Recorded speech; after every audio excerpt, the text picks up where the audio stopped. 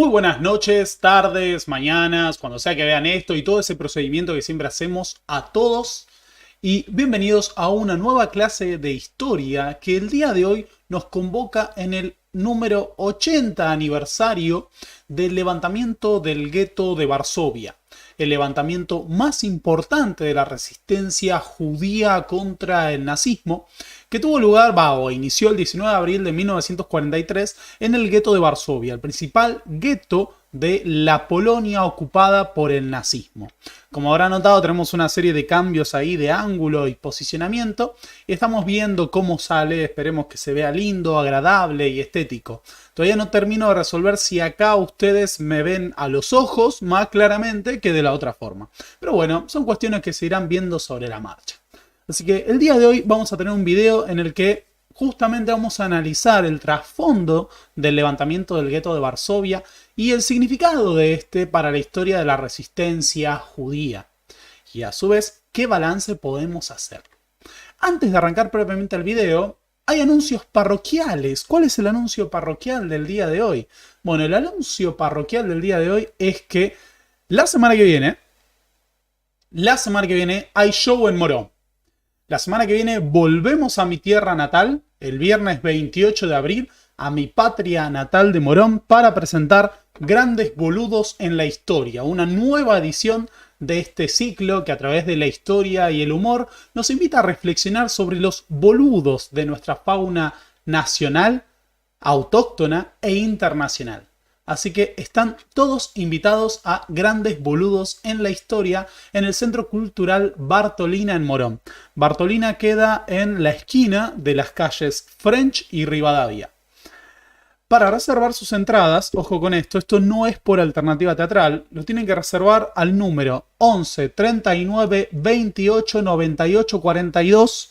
Yo de todas formas voy a subir este flyer en estos días a la página principal de el canal de YouTube. En la sección de comunidad van a poder ver este número. Aunque les quiero hacer una aclaración. Si ustedes no están en zona oeste y no van a poder ir a ver Grandes Boludos en la Historia a Morón, sepan que también el 29 de abril tenemos fecha en Caras y Caretas. Todavía no están las reservas para hacerse, pero hay una nueva fecha y esta vez la convocatoria es el Día del Trabajador. Proletarios del mundo unidos, o si quieren los muchachos peronistas, o lo que ustedes gusten, sean socialistas, radicales, lo que sea. Anarquistas, anarcocomunistas, socialdemócratas. El 1 de mayo es el Día del Trabajador y el 29 de abril vamos a tener un show especial en Caras y Caretas con temática Día del Trabajador. De esto todavía no pueden hacer la reserva, pero sí pueden empezar a reservar para Grandes Boludos en la Historia en Morón. Así que viernes 28, Morón. Sábado 29, Caras y Caretas, Capital Federal. Y en mayo, si todo sale bien y todas las condiciones se dan, gente, prepárense porque vamos a Rosario y a Córdoba. Así que, nada, les voy adelantando. Si todo sale bien, finales de mayo, Rosario y Córdoba. Pero bueno, sin más preámbulos, sin más aclaraciones, vamos al tema que nos convoca el día de hoy. Como hemos mencionado, el día de hoy vamos a hablar del levantamiento del gueto de Varsovia. Una aclaración que me parece importante porque suele haber confusiones. No estamos hablando el día de hoy del alzamiento de Varsovia, que es un fenómeno distinto.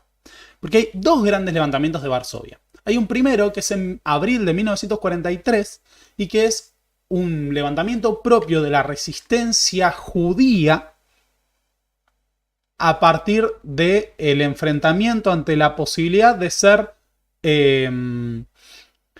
deportados a los campos de concentración y exterminio. Así que el levantamiento del gueto de Varsovia es un levantamiento propio de la resistencia judía. Eso no quiere decir que no hubo, por ejemplo, oficiales del ejército polaco. Hubo. Pero por otro lado tenemos el alzamiento de Varsovia de 1944, de finales del 44, que es un alzamiento de las fuerzas de liberación polacas que tienen el objetivo de adelantar la derrota del nazismo en Polonia. O sea, se veían venir que el orden nazi estaba en crisis, la avanzada soviética estaba ingresando en las fronteras de Polonia y el alzamiento de Varsovia tuvo ese objetivo. Ambos alzamientos van a ser brutalmente aplastados. Pero lo que nos convoca el día de hoy es el levantamiento del gueto de Varsovia del 43. Quiero hacer esta aclaración porque hay gente que me estuvo preguntando por la cuestión soviética. Eso es propio del alzamiento de Varsovia del 44. Eso queda para otro día, en otro momento lo hablaremos. Pero bien, yendo propiamente a lo que nos convoca, el 19 de abril de 1943 se produce el alzamiento del gueto de Varsovia, el levantamiento del gueto de Varsovia. La imagen que estamos viendo, soldados del ejército alemán emprenden la destrucción mediante la quema de los edificios con su población adentro, en muchos casos, de lo que era el gueto de Varsovia. ¿De qué hablamos cuando hablamos de un gueto? Bueno, un gueto obviamente es un barrio de condiciones precarias. Cuando pensamos en el gueto de Varsovia no pensemos en una villita. El gueto de Varsovia fue el espacio en el cual fueron concentrados los miembros de las poblaciones judías de Europa del Este, principalmente de Polonia, y fue un espacio urbano que llegó a albergar en condiciones de hacinamiento a alrededor de 470.000 personas durante la ocupación nazi de Europa del Este. Este gueto de Varsovia, en el cual la población diferenciada de origen judío era hacinada para pasar condiciones infrahumanas de frío, falta de calefacción, hambruna, muerte por inanición, fue parte de la práctica de deportaciones y concentración de población que habilitó la práctica de la solución final, es decir, el exterminio de la población judía de Europa en los campos de concentración-exterminio forjados por la Alemania nazi. Podemos decir que la construcción del gueto de Varsovia se inicia en 1940. Es decir, desde 1940 se empieza a conformar la estructura edilicia, ¿no?, de esta región en una suerte de apartheid dentro de lo que era la Varsovia, ahora ocupada por el nazismo, con el objetivo de tener separada a la población judía. Sin embargo, cuando se plantea la solución final, en 1942, y se inician las deportaciones masivas para el exterminio de esa población, muy pronto la población de Varsovia, del gueto de Varsovia, va a disminuir. Y cuando la población del gueto de Varsovia siga disminuyendo, van a caer en cuenta los habitantes de la misma que la deportación que se estaba llevando adelante no era para que trabajen, sino que a esta altura de las circunstancias estaban siendo exterminados aquellos que iban a estos campos. Ante esa situación es que en abril de 1943, distintas organizaciones clandestinas de la resistencia judía, como por ejemplo la organización armada, la organización militar judía, entre otras fuerzas de origen sionista, algunas socialistas, otras sionistas y socialistas, había de todo, van a iniciar un levantamiento armado muy rudimentario, con cócteles molotov, bombas caseras y algunas armas capturadas contra las fuerzas de la ocupación nazi. Ese levantamiento va a llegar a tener unos 500 combatientes, algunos hablan de más de 1000, y se le van a sumar a algunos vecinos del gueto de Varsovia que combatieron con los elementos que tenían a mano contra los nazis.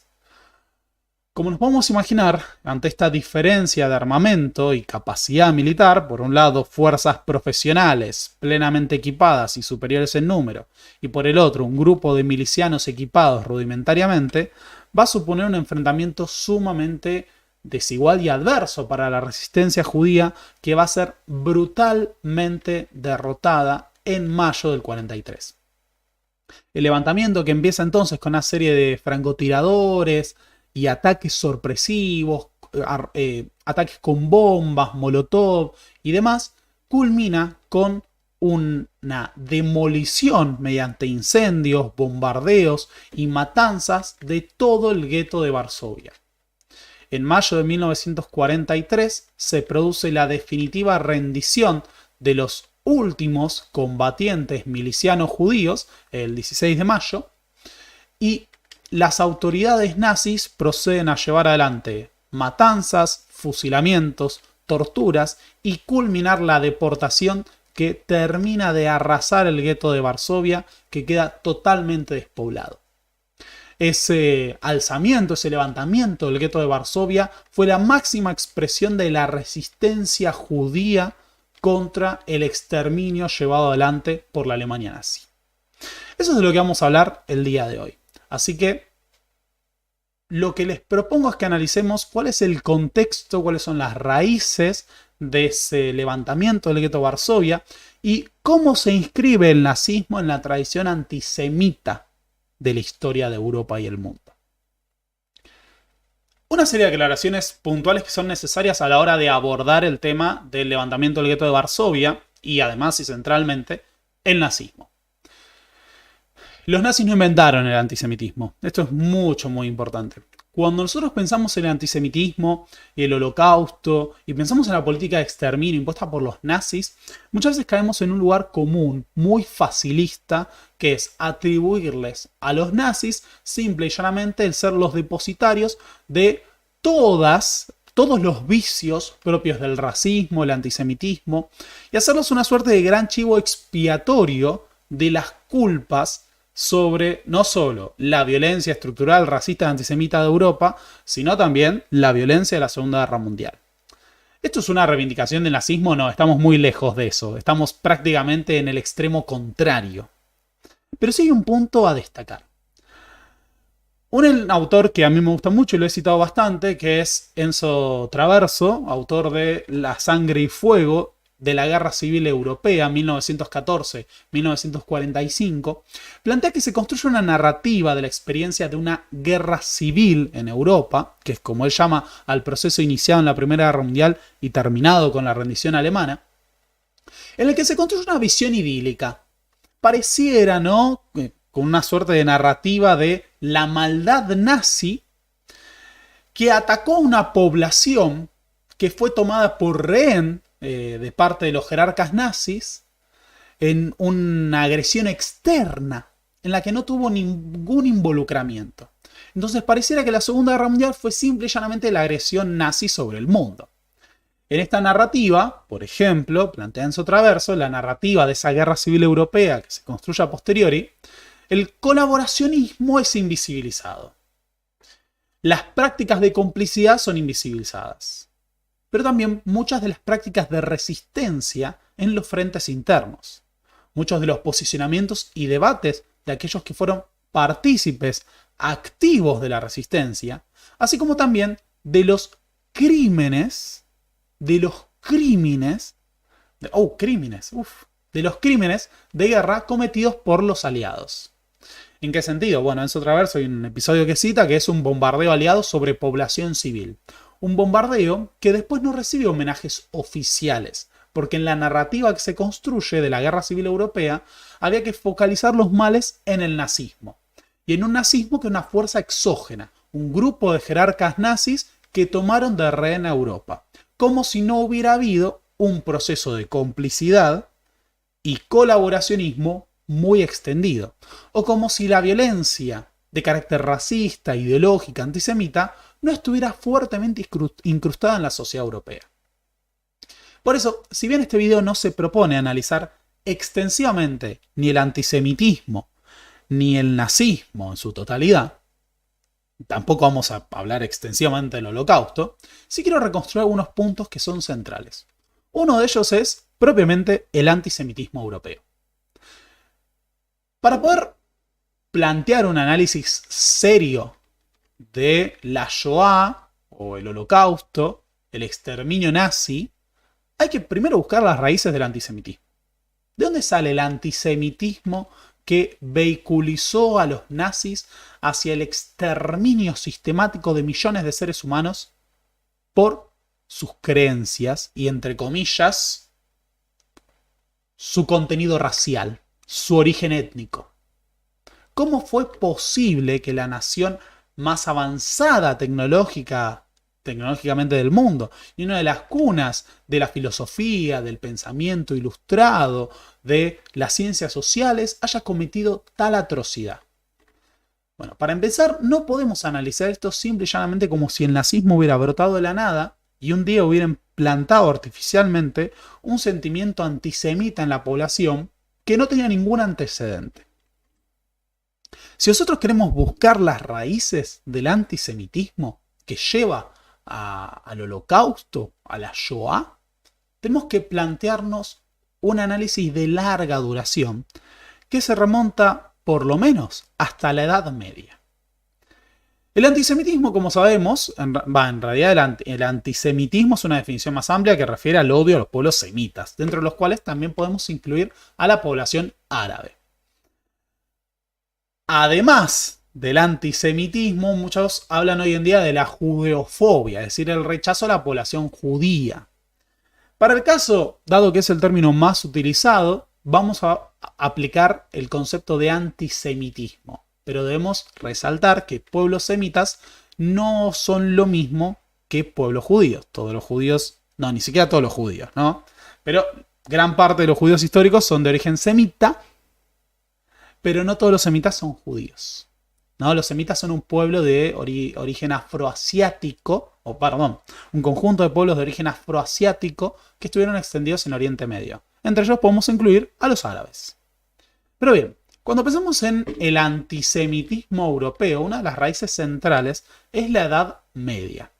Hay un trabajo histórico clásico que yo tuve que trabajar y estudiar cuando hice la carrera en su momento, que es el trabajo de Robert Moore, que se conoce que tiene el título La formación de una sociedad represora. En la formación de una sociedad represora, Robert Moore lo que reconstruye es cómo la sociedad europea construyó su imaginario sobre enemigos internos, fuerzas exógenas dentro de la propia población que debían ser perseguidos, estigmatizados, separados y aniquilados. Perdón, no aniquilados, no vamos a decir aniquilados en ese momento, pero vamos a decir asesinados. Dentro del análisis de Robert Moore hay una serie de procesos que tienen que ver con la consolidación de las élites feudales, la construcción del imaginario de los tres órdenes y el proceso de centrifugación de la violencia hacia el exterior que llevan a la conformación de una serie de enemigos internos. Los herejes, los leprosos y entre ellos los judíos. Los judíos aparecen entonces como un enemigo por diversos motivos. Uno de ellos es que son un grupo diferenciado que posee otra religión. El otro es que este grupo diferenciado no solo posee otra religión, sino que ejerce una serie de prácticas que devienen de su propio legado cultural. Por ejemplo, en España, las comunidades sefaradíes, de judíos sefaradíes, estaban fuertemente integradas al mundo musulmán. Y, por ejemplo, habían accedido a ciertos conocimientos de las tradiciones griegas y musulmanas, como por ejemplo la filosofía, la medicina, la matemática, que los hacían muy útiles en algunas cortes europeas. Uno de los planteos de Robert Moore es que el antisemitismo se volcó de arriba hacia abajo. Es decir, la competencia por el poder dentro de los séquitos de los monarcas europeos y las disputas cortesanas llevaron al surgimiento de un antisemitismo originalmente elitista que buscaba apartar a posibles competidores y rivales políticos. Ese antisemitismo progresivamente se va a volcar hacia abajo. Y podemos decir que hay dos puntos nodales, dos series de acontecimientos que marcan un parteaguas en el florecimiento del antisemitismo hacia el conjunto de la sociedad. Uno son las cruzadas. El fervor religioso de la Guerra Santa y la movilización es utilizado como un vehículo para centrifugar la violencia por fuera de la cristiandad. Hay que llevar la violencia intestina propio de la guerra medieval hacia un enemigo externo. Originalmente los musulmanes, pero también por extensión los judíos, porque también tienen otra religión y son un pueblo diferenciado. El otro punto central es justamente la peste negra. La peste negra va a ser una catástrofe para la población europea que constituye una cosmovisión que podemos llamar apocalíptica.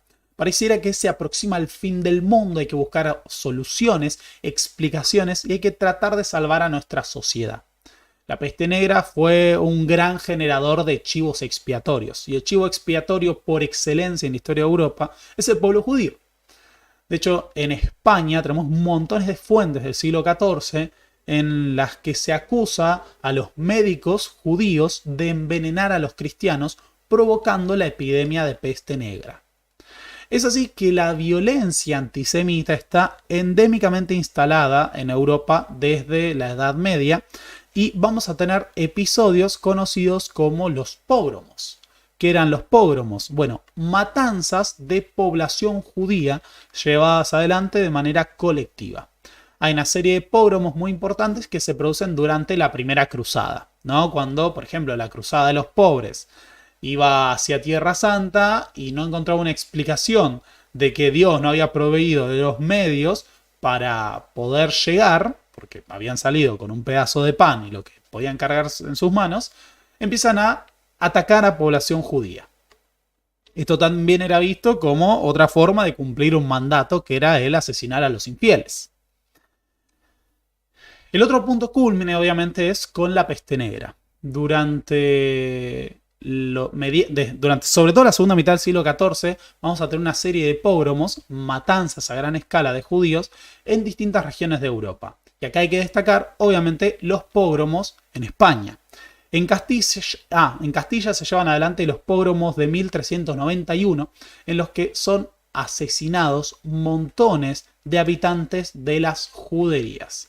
De hecho, la primera utilización del concepto de solución final, podríamos decir, es aplicada por los reyes católicos, cuando en 1492 decretan la expulsión definitiva de la población judía de España.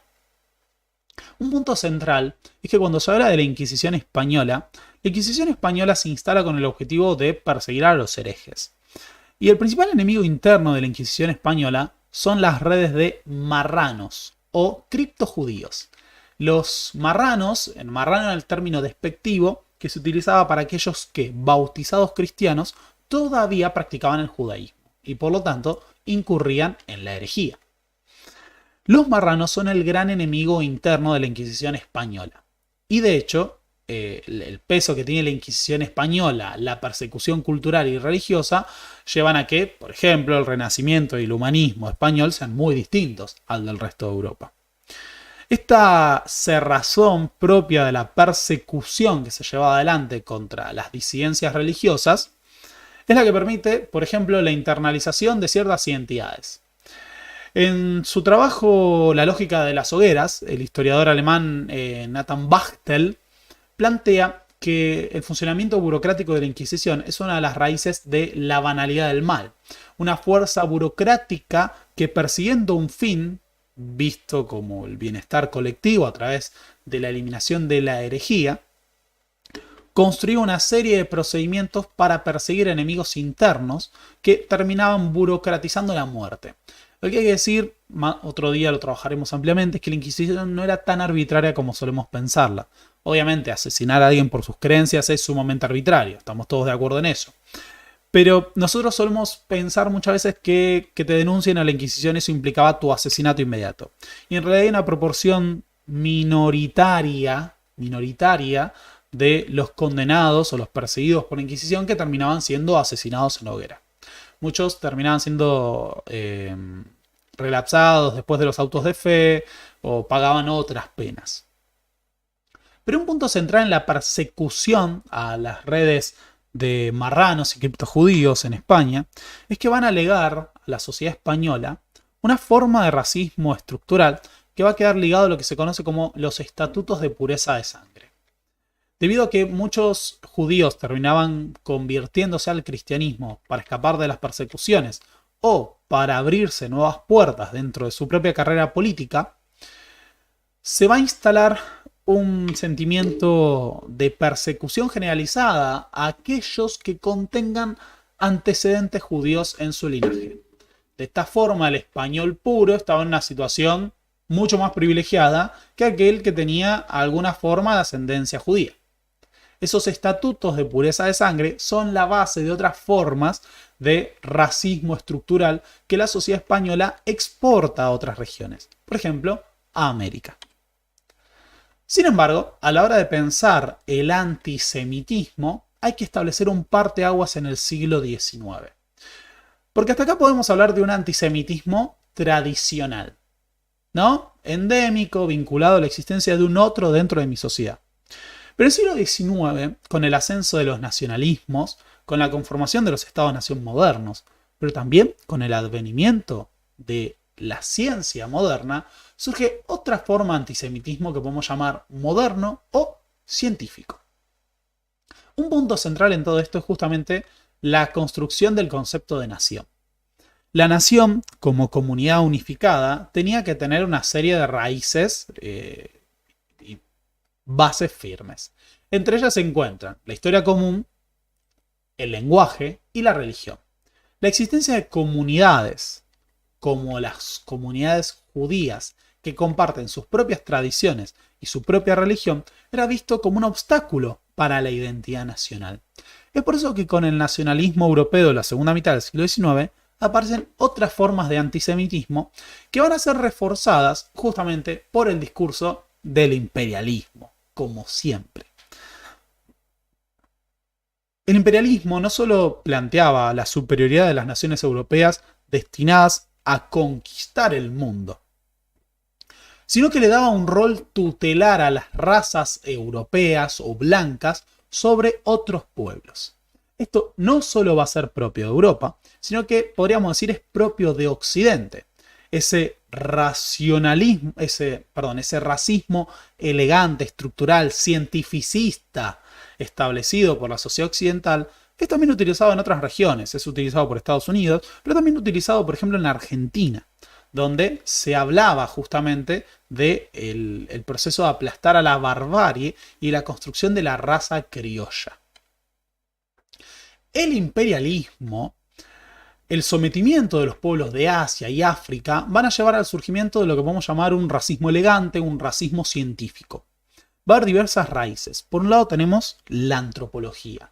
La antropología, que hoy en día es un saludo a memes de coloniales, al amigo Olmo. La antropología, que es una disciplina que hoy en día está muy vinculada a la deconstrucción de las narrativas occidentales y demás, surge originalmente como una disciplina, una ciencia del colonialismo. Era una ciencia que buscaba entender a los pueblos inferiores para someterlos.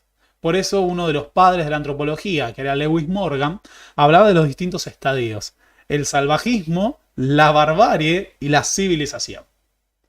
Así como la antropología reconstruye estas narrativas sobre otros pueblos basadas en prejuicios racistas, también surge el darwinismo social, que tiene entre sus principales ideólogos a Herbert Spencer. ¿Qué planteaba el darwinismo social? Bueno, era la aplicación de las teorías de Charles Darwin, pero al mundo de la sociedad humana. Así como en la naturaleza nosotros tenemos especies que sobreviven porque se adaptan, de la misma forma las desigualdades sociales son el producto de un proceso evolutivo de selección natural que pone a los más aptos, a los más evolucionados y a los más civilizados en la cúspide. ¿Por qué hay pobreza y desigualdad?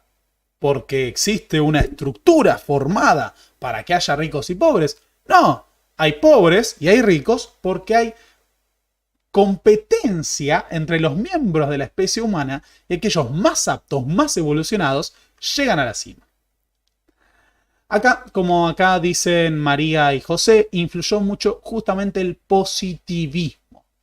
Y otro día podemos desarrollar ampliamente en el positivismo. Pero lo que quiero que se entienda es que hubo un discurso cientificista que planteó que existían razas diferenciadas, que había estadios evolutivos diferenciados entre los seres humanos, y se utilizó como justificación no solo del racismo estructural, sino de las desigualdades sociales y del sometimiento de unos pueblos sobre otros. De hecho, el concepto de raza, como nosotros lo pensamos, vinculado al racismo, se forma a finales del siglo XIX. Ese racismo estructural que se conforma en este periodo buscaba además conformar una raza superior, una raza alemana, pero también una raza francesa, una raza británica. A lo largo de las primeras décadas del siglo XX va a aparecer un fenómeno conocido como la eugenesia. ¿En qué consistía la eugenesia? Bueno, en la lucha por la preservación y el perfeccionamiento de la raza. La eugenesia fue un movimiento generalizado que no solo ocurrió en Alemania, sino que afectó a gran parte de Europa y el mundo occidental. También tuvimos partidarios de la eugenesia en Estados Unidos, en Argentina, en Francia, en el Reino Unido. Esta serie de construcciones discursivas sobre el racismo, sobre la raza, sobre la nación, sobre la raza nacional, llevan justamente a la búsqueda de la eliminación de aquellos elementos anómalos. Por ejemplo, los judíos.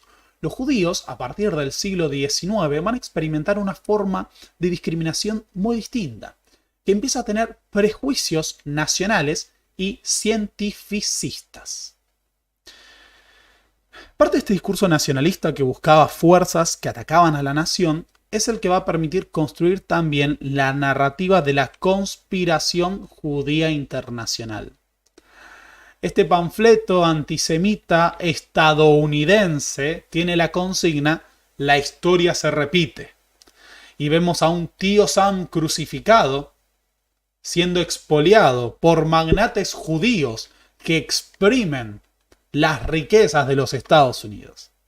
O sea, fíjense que esta caricatura de finales del siglo XIX da cuenta, 1896 si no me equivoco, da cuenta de que hay un antisemitismo estructural que trasciende ampliamente las fronteras de Alemania. ¿No? This is USA. In the hands of the Jews.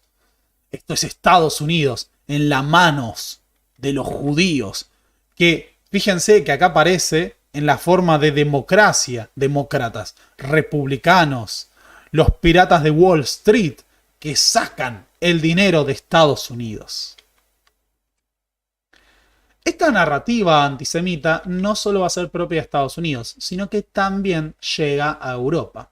Y acá tenemos el famoso caso Dreyfus, en el cual un judío acusado, un francés de origen judío acusado de ser un espía, va a ser brutalmente perseguido por el gobierno.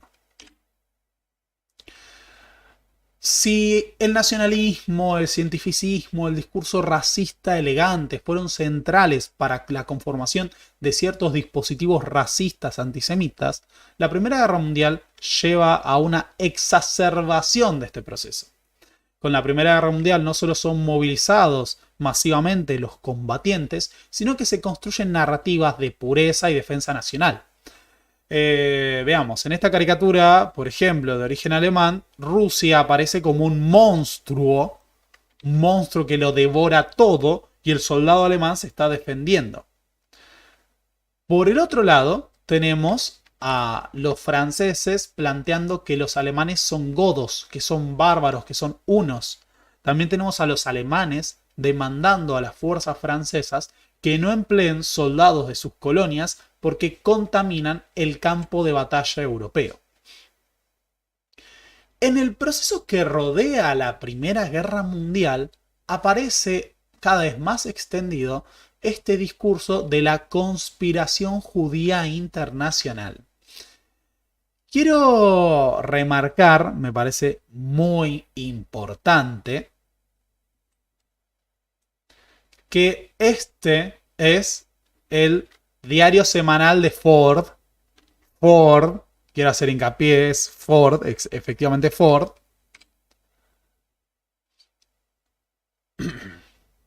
El judaísmo internacional, el problema del mundo. Así como tenemos estos discursos que empiezan a crecer en esta época sobre la amenaza judía sobre el mundo, tenemos una obra que es casi que la raíz de gran parte del pensamiento conspiranoico internacional hasta el día de hoy y que se publica a principios del siglo XX, que es Los Protocolos de los Sabios de Sion. Este planteo es el que sostiene que existe una conspiración judía internacional que tiene el objetivo de destruir al mundo occidental e imponer un esquema de dominación sobre toda la población. Nótese que acá tenemos dos ediciones. Una es española, y habla el gobierno invisible o el programa judío para subyugar al mundo. Y otra edición es estadounidense. Y fíjense que no solo es antisemita, sino que es anticomunista. Porque gran parte del discurso de lo que hoy en día se conoce como marxismo cultural, esa narrativa conspiranoica de las nuevas derechas, en realidad tiene su raíz en lo que se conoce como el bolchevismo cultural, que es una construcción narrativa propia del antisemitismo de principios del siglo XX y del nazismo, que planteaba que bolchevismo y judaísmo estaban unidos. Este discurso se desprende en gran parte del pensamiento conspiranoico de los protocolos de los sabios de Sion. Fíjense que no solo dice cada norteamericano, cada estadounidense patriota debe leer estos protocolos, sino que dice la posesión de estos documentos en la Rusia soviética es castigado por la muerte. ¿Por qué? No era castigado por la muerte tener los protocolos de los sabios de Sion. Este discurso, que así estaba instalado, en realidad era parte de ese pensamiento conspiranoico que sostenía que el comunismo y el judaísmo buscaban destruir al mundo. Así que en el siglo XX estaba fuertemente extendido el pensamiento antisemita, la persecución a la población judía e incluso la narrativa conspiranoica de que había un proyecto judío para la dominación mundial. Esto estaba plenamente instalado. Estoy pensando en qué es lo que va a ocurrir cuando yo haga los cortes de esto y veamos a montones de simpatizantes del Holocausto llegando a decir no, los judíos dominan todo y Soros. Bueno, sepan que eso es una raíz que existe. Esto quiere decir que no puede haber, no sé, figuras como George Soros que sean multimillonarios judíos, sí, pero pensar que Soros es parte de una dominación mundial y del nuevo orden mundial forma parte de un pensamiento conspiranoico que tiene sus raíces en estos procesos. Pero bien, si nosotros entendemos entonces que el antisemitismo era estructural en Europa, también tenemos que entender que la violencia contra los judíos también se expresaba en este periodo de esas maneras. Los pogromos fueron un fenómeno muy común en distintas regiones de Europa. Uno de ellos es la Rusia zarista. La Rusia zarista tuvo distintos pogromos, pero estos pogromos son de una región particular. La imagen que estamos viendo es de judíos que fueron perseguidos en Ucrania, una región que fue particularmente antisemita en la primera mitad del siglo XX. Pero así como hubo pogromos en Ucrania o en la Rusia zarista, también tuvimos pogromos en Polonia. La Polonia de Pilsudski, el héroe nacional polaco, también tuvo brotes de violencia antisemita en los que se cometieron asesinatos colectivos de judíos. Pero el antisemitismo es una cosa y el nazismo es otra. Podemos decir que el nazismo representa no solo una excepcionalidad de la historia de la humanidad, sino una forma especialmente rabiosa de antisemitismo y supremacismo racial. Sobre nazismo no nos vamos a extender excesivamente, pero sí queremos señalar algunos puntos. El nazismo es un fenómeno que representa un parteaguas en la historia de la humanidad. Enzo Traverso ha dedicado montones de ríos de tinta a los orígenes de la violencia nazi. Recomiendo de Enzo Traverso un trabajo que se llama Estudios sobre los orígenes de la violencia nazi. Ahora, por el otro lado, el autor que quiero recomendar a la hora de trabajar nazismo es Ian Kershaw, el principal biógrafo de Hitler y el autor, entre otras obras, de La dictadura nazi. El planteo de Ian Kershaw es el siguiente. El nazismo fue un estado excepcional. La Alemania nacional socialista de Hitler fue un estado absolutamente excepcional que tuvo la capacidad de llevar a un mundo entero a un conflicto en el que murieron 60 millones de personas. Una fuerza política de estas características solo se puede entender por su excepcionalidad. Dado que este no es un video dedicado propiamente al nazismo, Esto va a ser un recuento rápido, pero podemos señalar que el movimiento fundado por Hitler tuvo la capacidad de desestabilizar al principal estado de Europa y arrastrar desde ese estado en Europa Central a todo el subcontinente y al mundo entero a la guerra más sangrienta de la historia de la humanidad.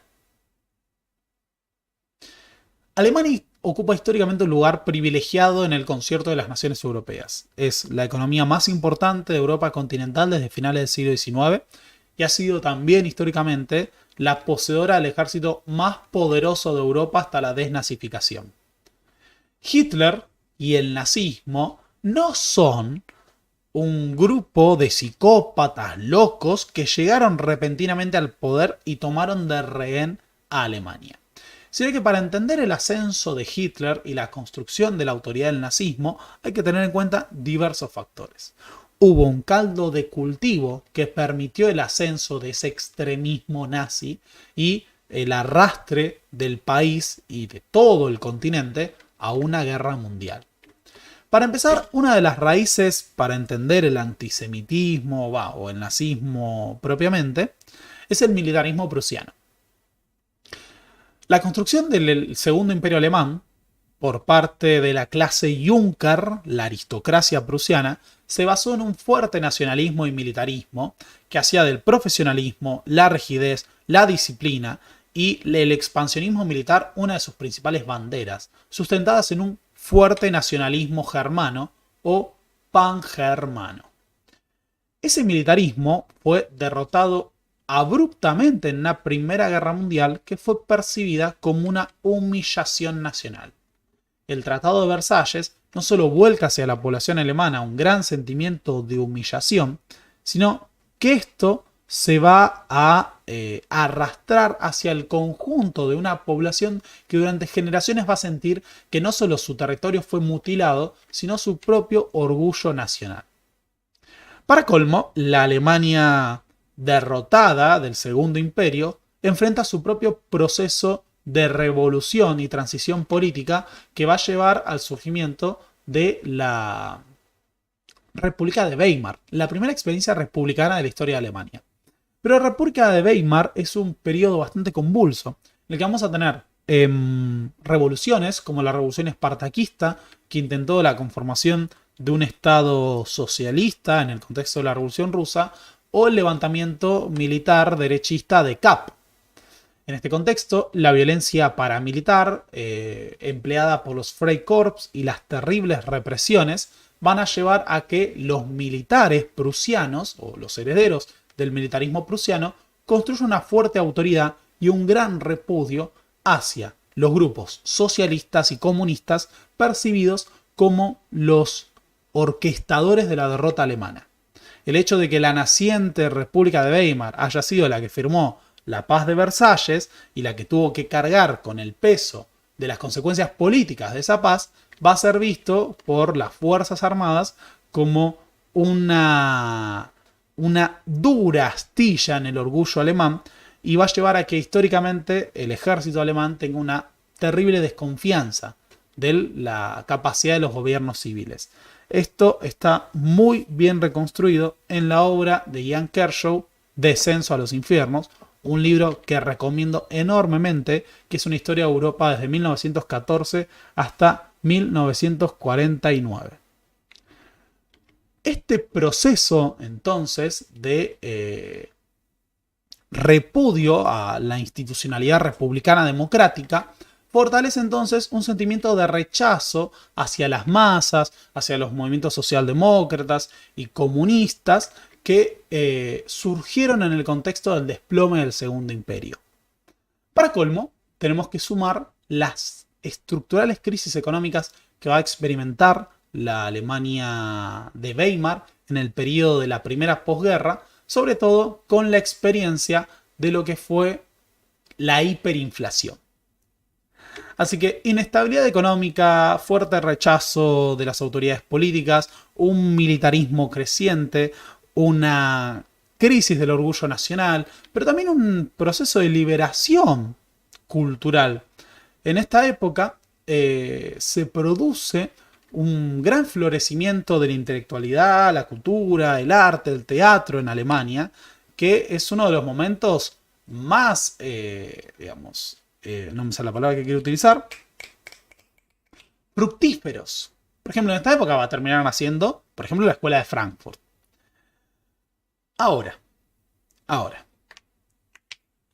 el telón de fondo de todo esto es la emergencia de un sentimiento que vamos a conocer como antibolchevismo. El antibolchevismo fue un fenómeno sumamente extendido entre los militares prusianos de la República de Weimar, que consistió básicamente en el rechazo no solo a la Revolución Rusa, sino a todo aquello que fuera percibido como bolchevique. Lo bolchevique no era simple y llanamente lo marxista, lo comunista, lo proveniente de la Unión Soviética, sino que hubo toda una serie de elementos que fueron atribuidos a ser bolcheviques. El arte vanguardista es bolchevique, la homosexualidad es bolchevique, el judaísmo es bolchevique. Por eso, el bolchevismo cultural, ese pensamiento conspiranoico de que había una fuerza bolchevique tratando de destruir los pilares de la sociedad occidental para extender la revolución rusa, es la gran raíz del fenómeno que hoy en día entendemos como marxismo cultural. O sea, el marxismo cultural, esa narrativa construida por las nuevas derechas, es en realidad solo un reedit del bolchevismo cultural del que hablaban los nazis y del que van a hablar en otro momento, durante la Guerra Fría, las construcciones narrativas de otro. Así que a lo largo del siguiente periodo vamos a tener una extensión de los discursos que ven la existencia de un gran poder bolchevique que amenaza a la población. Ese pensamiento, entonces, va a motivar, por ejemplo, que los discursos llevados adelante por estos militares prusianos que llamaban a la reconstrucción del orden militar de la gran potencia alemana, se basen en una serie de narrativas que ven un enemigo externo que amenaza a Alemania. El bolchevismo, el judaísmo. ¿Los nazis inventaron el anticomunismo? No. ¿Los nazis inventaron el antisemitismo? Tampoco. Pero los nazis lo que van a hacer es conjugar la quiebra del orgullo militar prusiano, el nacionalismo, la decepción con la democracia y la política partidaria, con un antibolchevismo y un antisemitismo rabiosos, que en esa combinación llevan a que Hitler se proponga, por ejemplo, la toma del poder durante el putsch de las tabernas. Ese primer proyecto de golpe de Estado, de intento de tomar el poder por la vía armada, va a fracasar estrepitosamente. Y Hitler en la cárcel va a terminar por escribir Mein Kampf, mi lucha. Mein Kampf es el gran trabajo de construcción de narrativa sobre su proyecto de Hitler y la base ideológica del nazismo. En esta se reconstruyen todos estos elementos que hemos planteado. La nación alemana, para construir su poder, su autoridad, la unidad y la felicidad del pueblo alemán, debe derrotar a sus enemigos internos y externos, basados en el bolchevismo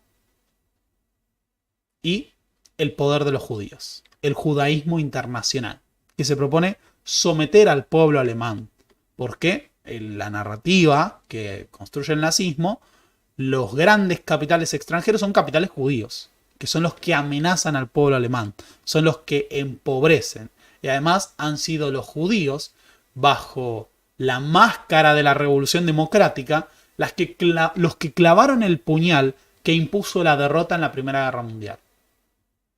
¿Por qué se perdió la Primera Guerra Mundial? Por los judíos. Fueron los judíos, utilizando a sus esbirros, los socialdemócratas, los comunistas, los que arrebataron la victoria a Alemania y los llevaron a ser mutilada en su territorio y su orgullo destruido. Esta narrativa, entonces, ve lo extranjero como lo judío. Las finanzas internacionales son judías.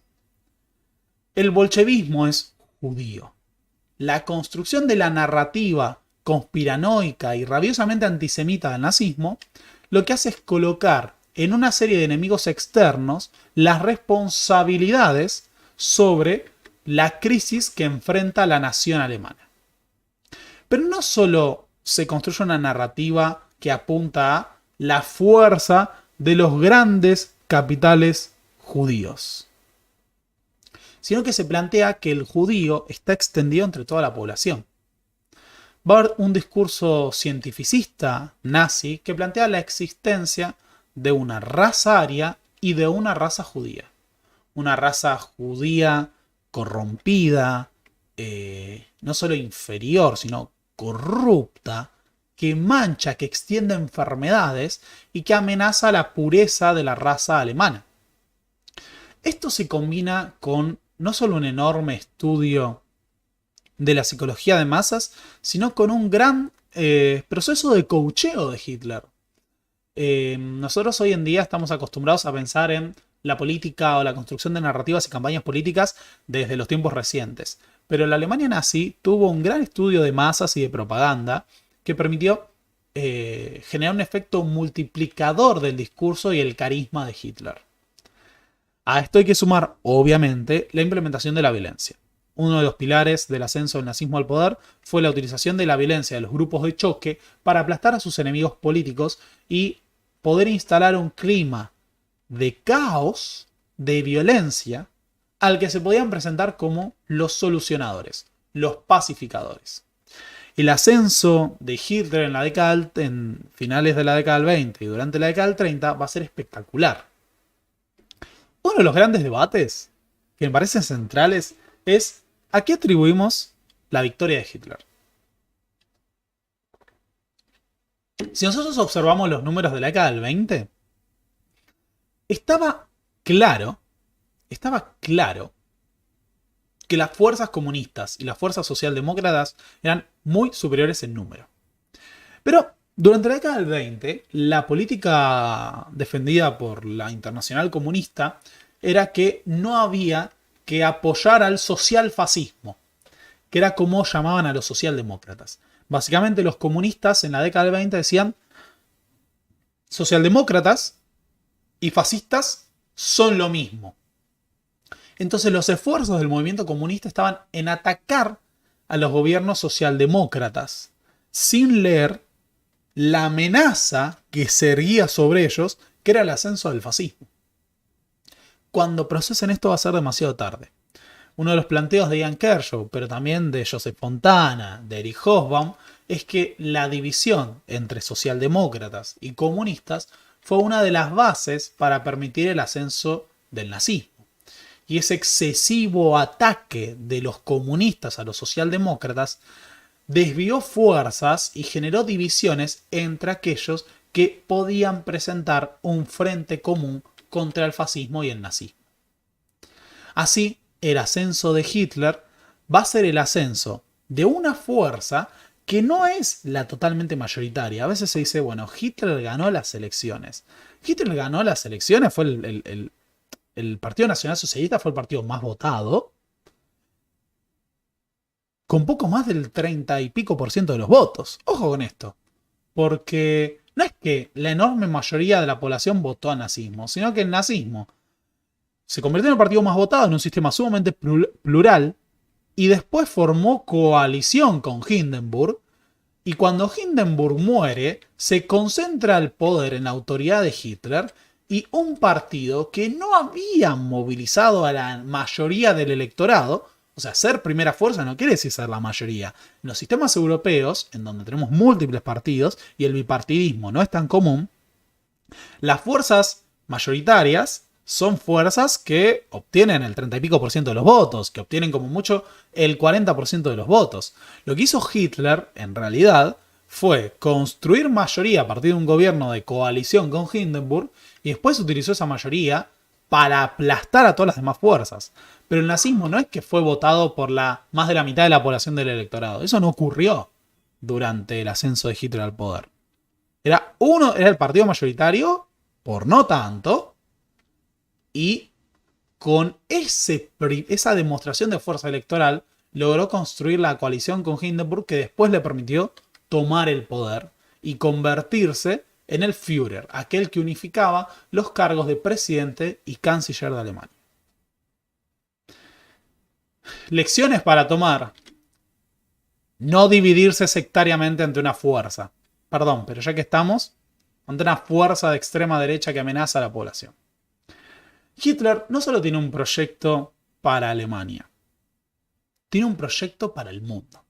La construcción, entonces, del poder del régimen nacional socialista va a desequilibrar el sistema de estados europeos.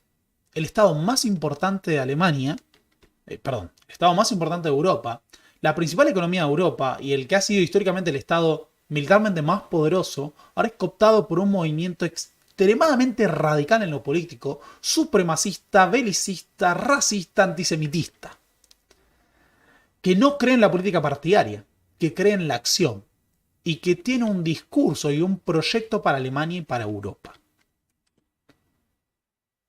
Ese proyecto va a estar anclado en la personalidad de Hitler, pero en la construcción de una unanimidad nazi que se va a basar en el aplastamiento de todas las disidencias, incluso las propias del partido. Por ejemplo, en la noche de los cuchillos largos, los comandantes y los oficiales de las SA van a ser purgados. El otro punto central de la narrativa del Partido Nacional Socialista fue justamente el del enemigo judío. Tan pronto como Hitler llega al poder, el judaísmo, el antisemitismo violento, que ya se estaba apoderando de las calles de Alemania, se ha convertido en un fenómeno institucional. Ahora los medios de difusión públicos van a alimentar la propaganda antisemita que hasta ese momento ejercía un partido político que desde la oposición se apoderaba de las calles de Alemania y favorecía la acción, el discurso mesiánico, la violencia como formas de resolver la política. La política partidaria estaba corrupta y una nueva clase de hombres debía dirigir el destino de la nación alemana. Esa serie de discursos, que ahora son implementados desde el aparato propagandístico, construyen al enemigo judío. Un enemigo judío que a su vez está vinculado al comunismo. Ser judío, ser bolchevique son homologados. Este discurso del bolchevismo cultural entonces reúne a todos los enemigos del nazismo en una fuerza común. A esto hay que sumar un aparato propagandístico que no solo se basó en la prensa, en los comunicados, sino también en las películas, en los documentales. Una serie de discursos, una serie de películas, obras, que lo que hacían era reproducir la cosmovisión nazi hacia el mundo. De esta manera, la nación alemana se presentaba atacada, invadida por un enemigo externo, que atacaba mediante el comunismo, que atacaba mediante el capital financiero internacional, siempre en manos de los judíos. En 1935 se sancionan las leyes de Nuremberg. Esas leyes de Nuremberg son las que tipifican las desigualdades raciales que diferenciaban a la población aria alemana de la población judía. De esta manera se establece una estructura que lo que hace es establecer quiénes son judíos a partir de su ascendencia. No bastaba con ser judío, no es que simplemente por no ejercer el judaísmo, ¿no? Por no haber sido,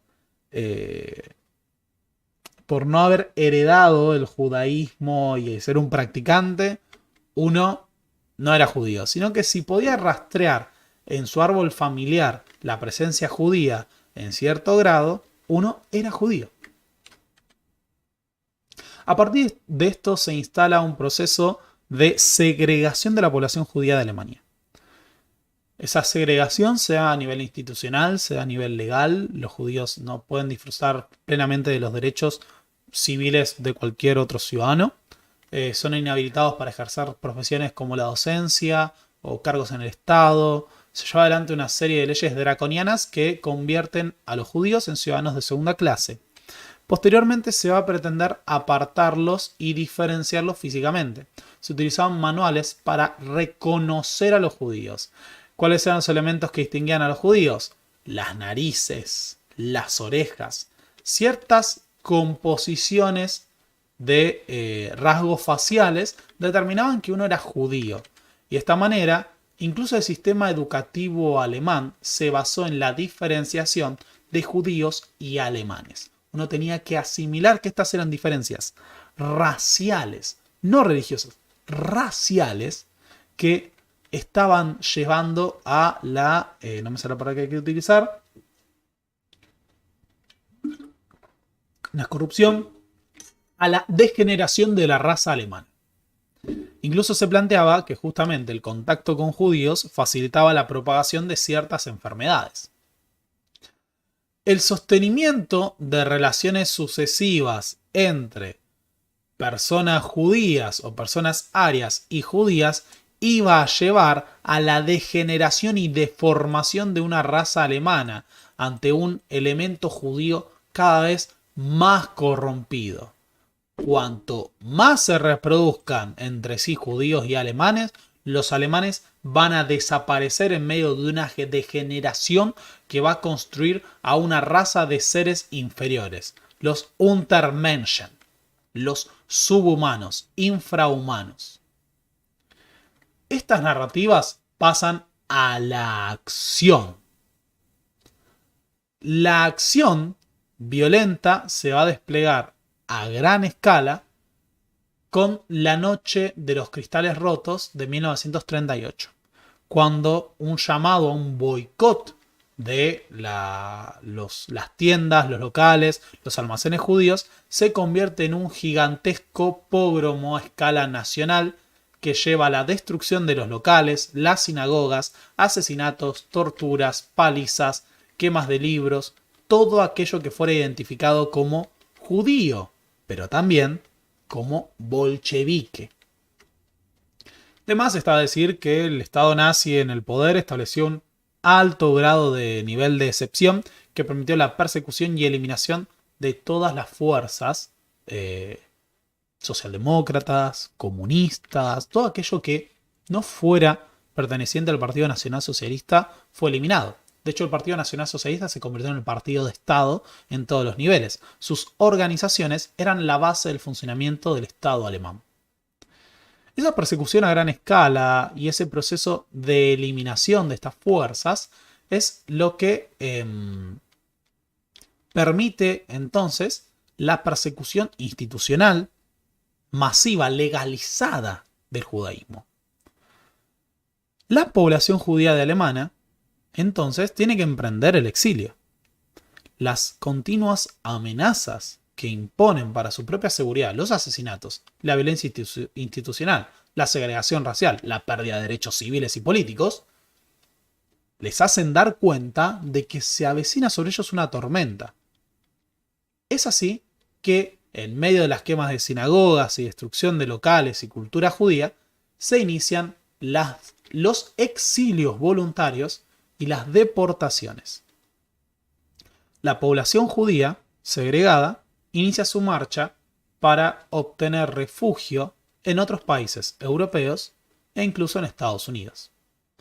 Miles y miles de judíos van a huir de Alemania tratando de escapar de la persecución y la violencia institucional que se ha conformado a gran escala de la mano del nazismo en el poder. De esta manera, se busca asilo y refugio en montones de países. Tenemos una gran diáspora judía que lo que busca es escapar de la violencia nazi. Un tema muy terrible para pensar a futuro es que muchos de aquellos que escaparon de las leyes de Nuremberg dentro de las fronteras de Alemania eventualmente van a ser perseguidos y asesinados en aquellos estados que terminaron siendo ocupados por el nazismo. Este proceso de, si queremos, diáspora de la población judía de Alemania va a permitir que se instalen comunidades judías muy importantes como la de Argentina, que ya tenía trayectoria desde los pogromos de finales del siglo XIX en la Rusia zarista, o la de Estados Unidos. De hecho, Estados Unidos y Argentina tienen las dos comunidades judías más importantes del mundo fuera de Israel. O sea, donde existen las comunidades judías más importantes más allá del Estado de Israel, en Estados Unidos y en Argentina. Las migraciones masivas de población judía a Alemania generan una gran crisis de refugiados en aquellos países que, por ejemplo, compartían frontera con Alemania. Es el caso de Checoslovaquia, es el caso de Polonia, de estas regiones que reciben gran parte de población judía que va a ser difícil de asimilar. Por varios motivos. Por ejemplo, vamos a tener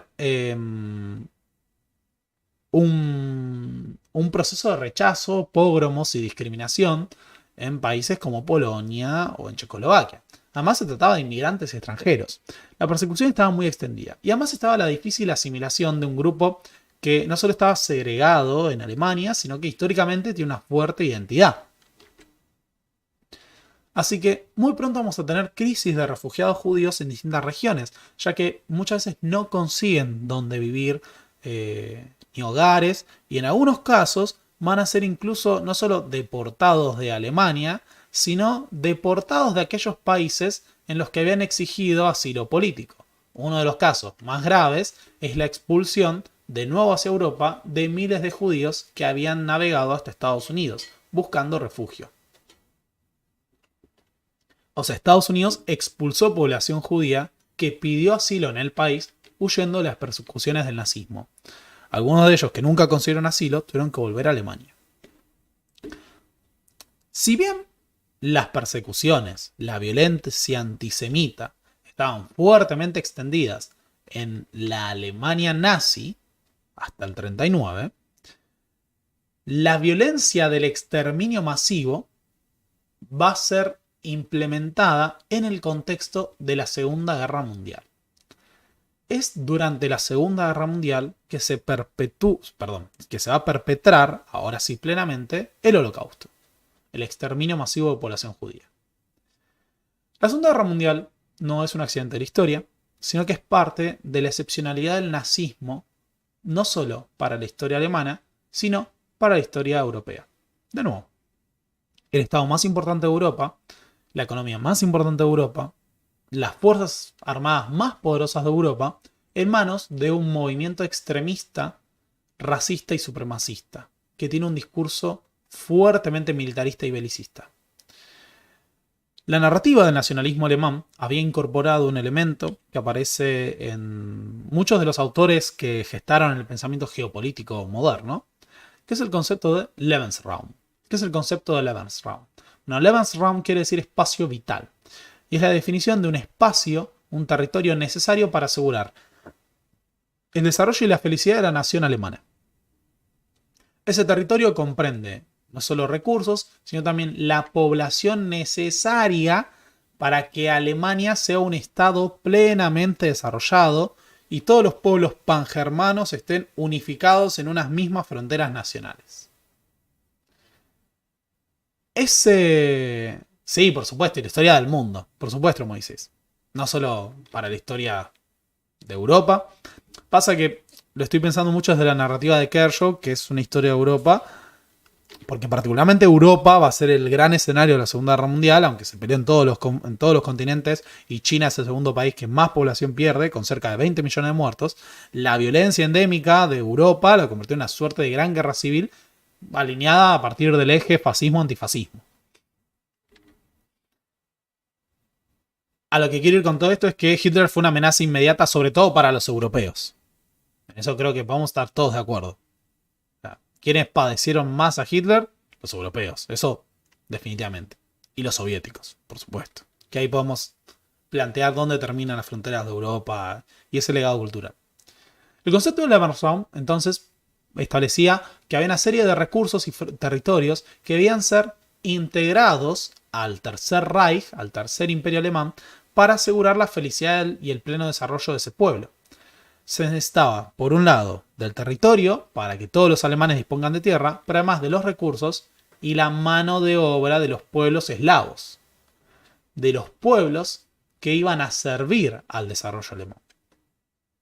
No, falta una imagen. No, falta otra imagen. Bueno, decidió Presi comerme dos imágenes. Pero bien, en 1938 se va a realizar la anexión de Austria y de los Sudetes, una región de Checoslovaquia que tenía una gran población alemana. Estos dos procesos de anexionamiento sustentados en el discurso del pangermanismo, es decir, que toda la población de origen alemán debía estar dentro de unas propias fronteras, hay que decir que Austria en alemán es Osterreich, que es el Reich del Sur, van a ser incorporados a el Tercer Reich, al Imperio Alemán. Este proceso de expansión empieza a amenazar las fronteras de aquello. No, otra imagen que falta, no puede ser. Esperen un segundo. Vamos a hacer un. Vamos a tratar de corregir esto y ver cómo hacemos para que no. Ya volvemos. Ya vuelvo. Ya vuelvo. Es que no quiero que no estén las imágenes que elegí. Así que ya venimos.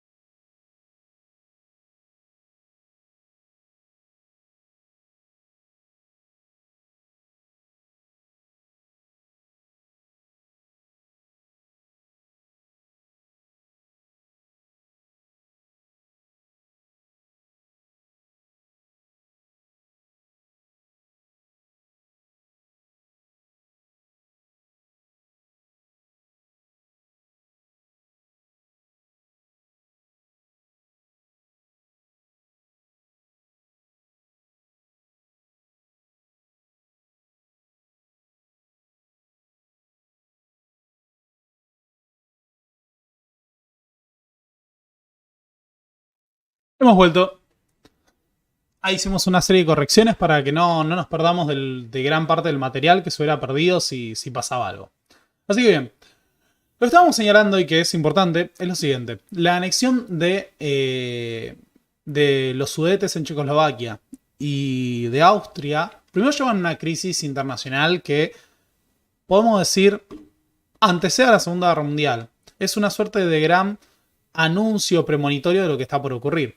Acá hay que destacar las negociaciones llevadas adelante por Chamberlain, que fue el primer ministro del Reino Unido, que garantizó o que planteó, después de negociar con Hitler la entrega de Austria, la entrega de los Sudetes, que se había garantizado la paz en Europa y que se había evitado la guerra. No solo no se evitó la guerra, sino que le dieron más tiempo a Hitler para prepararse a una gran confrontación militar.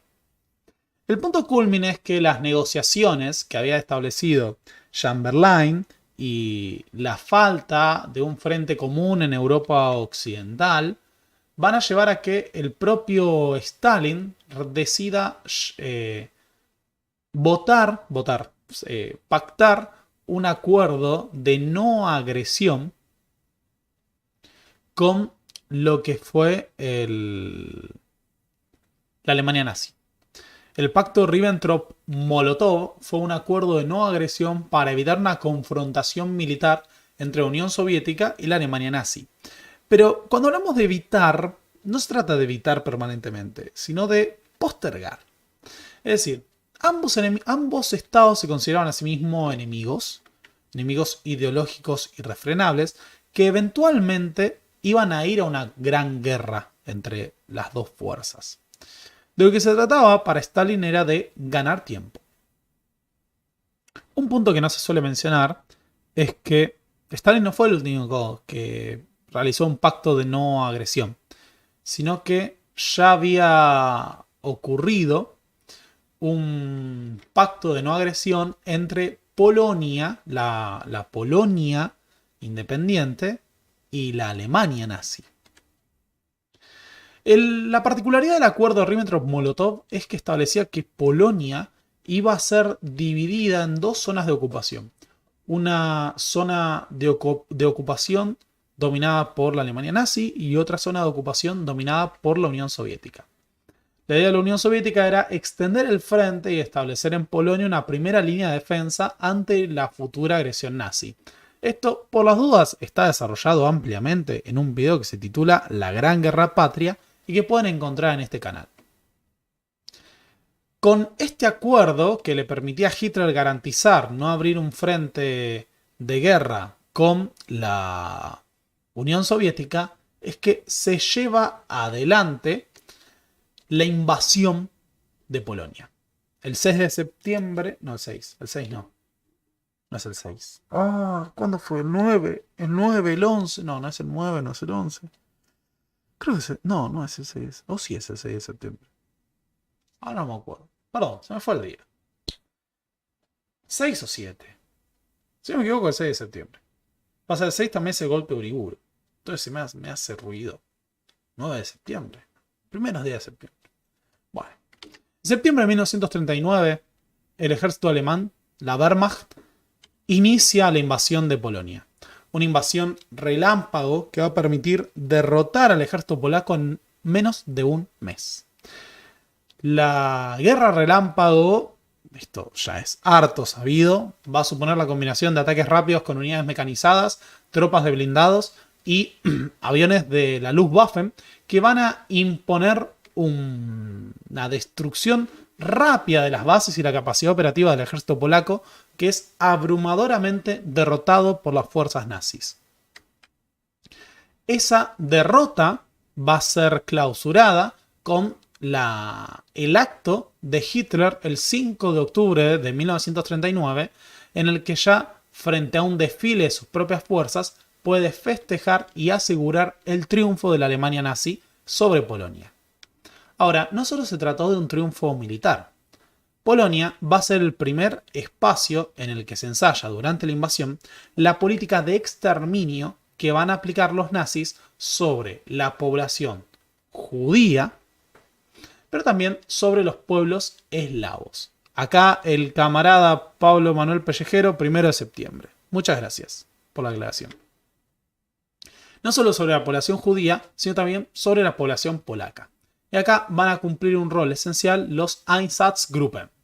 Los grupos de tareas o los grupos de trabajo de las fuerzas alemanas van a iniciar lo que es la purga de población. Es decir, durante este periodo, los Einsatzgruppen van a funcionar como una suerte de fuerzas de avanzada conformadas por comandos de la CSS encargadas del exterminio de la población no solo judía, sino los comunistas, los opositores políticos, que mediante fusilamientos masivos van a proceder a ser limpiados en las zonas de la ocupación alemana. Los Einsatzgruppen acá tienen que efectuar un proceso que era muy desgastante psicológicamente, ya sé que esto suena raro, que era el de fusilar sistemáticamente a todos los enemigos.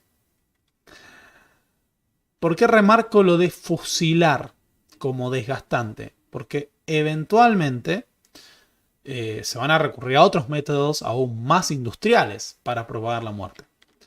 Los Einsatzgruppen empiezan a funcionar a gran escala durante la invasión a Polonia, ¿no? Y Polonia es el primer escenario.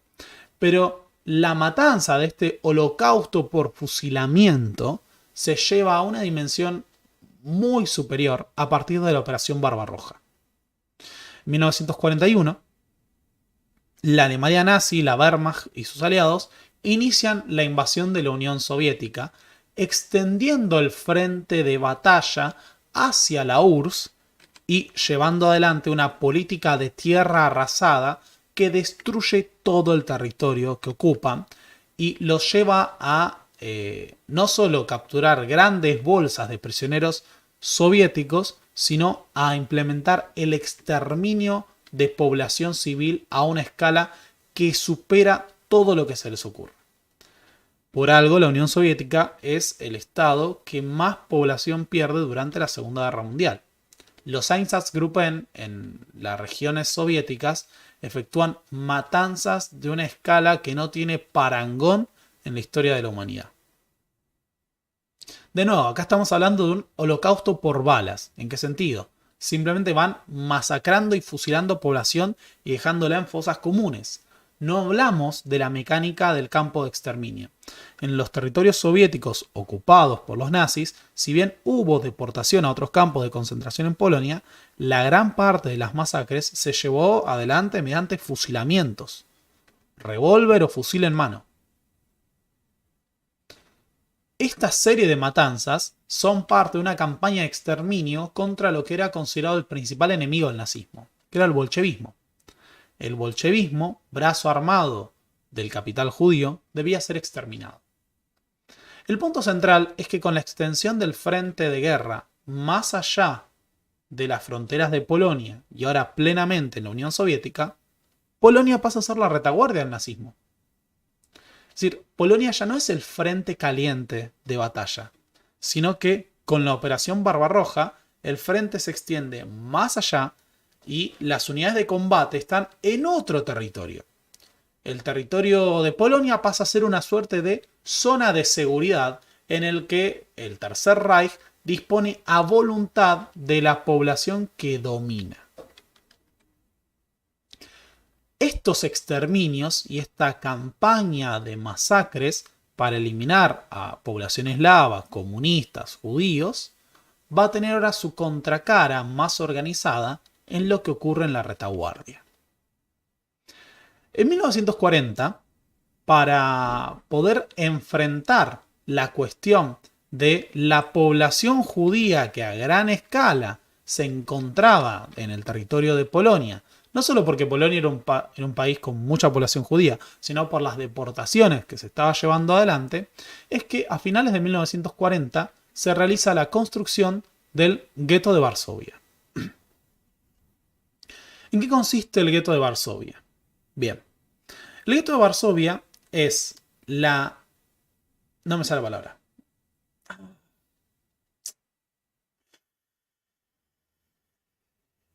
Bien. Cuando hablamos de un gueto hablamos de una población, de un territorio urbano habitado de forma precaria por una gran acumulación de población, muchas veces en condiciones de hacinamiento. Se trata de barrios improvisados. Se suele hablar de los barrios más marginales del Bronx históricamente, o de los monoblocks o de las villas miserias como guetos. La particularidad del gueto de Varsovia es que es un gueto que va a estar poblado por justamente los judíos que han sido capturados en Polonia o que han sido deportados a este territorio. Vamos a tener deportación de población judía también desde Europa Occidental a esta altura de las circunstancias. Dado que los judíos conformaban ciudadanos de segunda clase, sino de última clase para el Tercer Reich, acá se los va a concentrar en un espacio determinado. La idea es disponer de todos los judíos en un mismo lugar, diferenciados, sin acceso a servicios públicos, en condiciones de hacinamiento, muchas veces sin calefacción, sin combustibles, sin acceso a la salud. La vida en los guetos va a ser una vida que está no solo fuertemente marginalizada, sino perimetrada. Se construye una serie de muros alrededor de esta zona residencial. Empiezan siendo alambrados y después se obliga a la población judía deportada a construir los muros que diferencian al gueto del resto de la población de Varsovia. O sea, Varsovia es la capital de Polonia y dentro de Varsovia vamos a tener un espacio diferenciado, el gueto de Varsovia, en donde viven hacinados 470.000 judíos. 470.000 personas estaban hacinadas en el gueto de Varsovia. Lo digo para que no pensemos en esto como un barriecito, ¿no? Son 500.000 de personas que viven en terribles condiciones hacinadas. Para gobernar, el gueto de Varsovia no fue el único gueto, sino que vamos a tener otros guetos como el gueto de Lublin, entre las regiones ocupadas de Polonia. Los guetos van a ser administrados por población judía. Y acá entramos en uno de los temas más controversiales y escabrosos, que es el de la colaboración judía con las autoridades nazis. Para gobernar y administrar los guetos, los nazis designaron a los consejos judíos o los Judenrat, que eran grupos de notables judíos encargados de la administración de la vida civil y de la población que vivía en los guetos. Los Judenrat incluso tenían su propia policía encargada de mantener la seguridad dentro del gueto, controlar a la población e incluso iniciar los disturbios.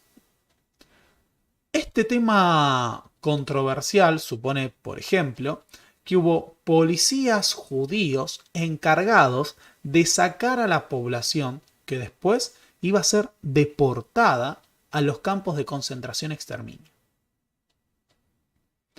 ¿De qué hablamos cuando hablamos entonces de la Judenrat? Los miembros de la Judenrat eran propia y llanamente colaboradores simpatizantes del nazismo. Bueno, en realidad se trata de un tema más complejo. Acá teníamos notables y miembros incluso de las organizaciones sionistas, ¿no? O sea, líderes de organizaciones judías que se proponían, por ejemplo, funcionar como interlocutores entre la comunidad judía y las autoridades nazis. Bien. Dentro de esta estructura teníamos colaboradores, hubo gente que por cálculo político, preferencia, colaboró con los nazis y consideró la posibilidad de salvarse. Y después tenemos una terrible mezcla de realismo político, adaptación y supervivencia. Tenemos miembros de los Judenrat que creyeron que una colaboración pacífica y una serie de acuerdos con los nazis les iban a permitir salvar vidas.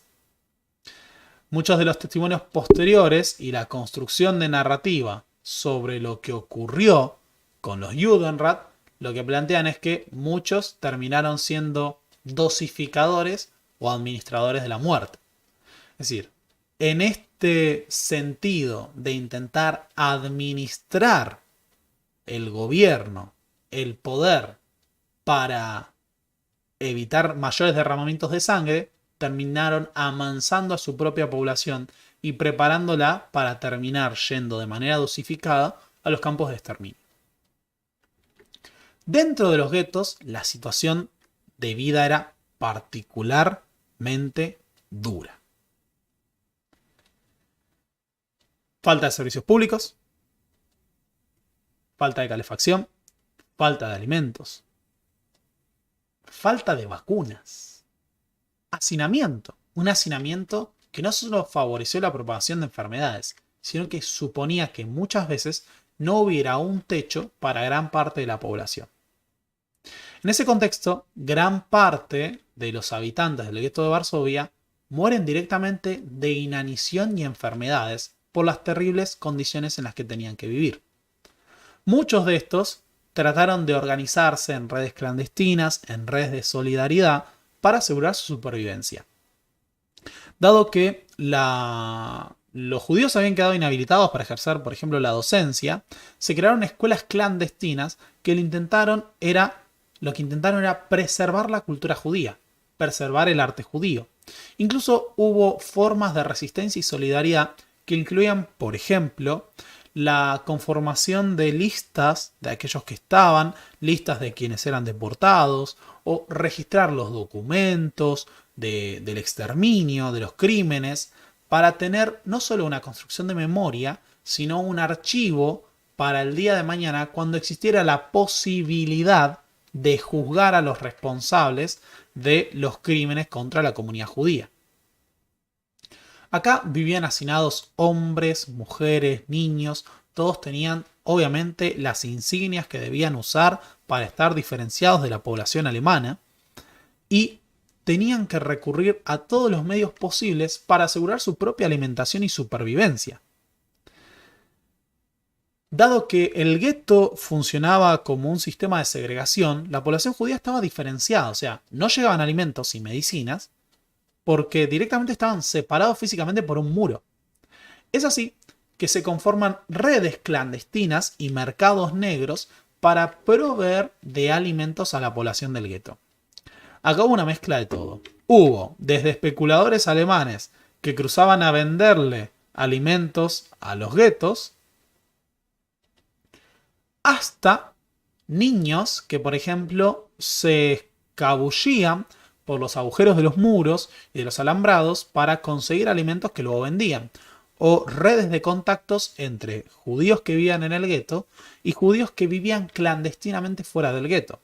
Muchas formas de resistencia fueron de carácter personal, la conformación de identidades falsas, el ocultamiento, que permitió que muchos judíos sobrevivieran fuera de los guetos o pasando por población no judía.